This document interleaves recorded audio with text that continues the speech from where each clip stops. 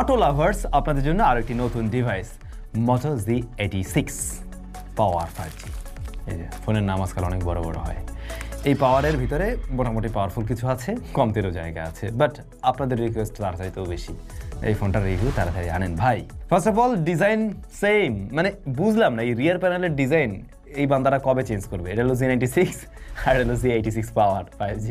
দেখুন এই ক্যামেরার শেপ টেপ বা এই ইকোলেদার, হ্যাঁ ওরা ইকোলেদার ব্যবহার করে, এটা একটু স্পেশাল ফিল দেয়, এটা ঠিক আছে, বাট ক্যামেরার ডিজাইনে তো একটু এখন চেঞ্জ আনা উচিত আমার যা মনে হয়।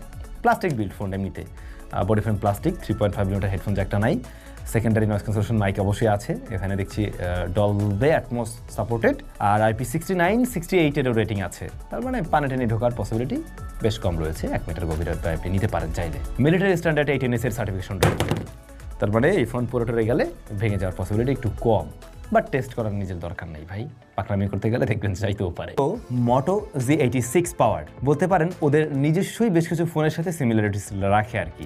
ইভেন এই প্রাইস পয়েন্টের আশেপাশে অনেক ফোন আমরা দেখেছি মোটরোলার, যেগুলোর সাথে বিশেষ করে ডিজাইনে তো মিল রাখছেই, স্পিক ওয়াইজও অনেকটাই মিল রাখছে। এই ফোনটার দাম যদি কমে তাহলে আমি বলবো যে মোটামুটি ঠিকঠাকই আছে, আদারওয়াইজ খুব আহামরি ডিল এমনটাও না, মানে একটা ব্যালেন্স টাইপের বা অ্যাভারেজ টাইপের প্রোডাক্ট বলা যেতে পারে এখন যে দামে পাওয়া যাচ্ছে সেই জায়গা থেকে।